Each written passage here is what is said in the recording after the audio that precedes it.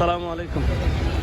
আমি এখন রামপুরা ব্রিজে, আপনারা দেখতে পাচ্ছেন একটা কাচের ঘরের মধ্যে মিনি সিঙ্গারা দেখে আমার খুব ভাল লাগছে।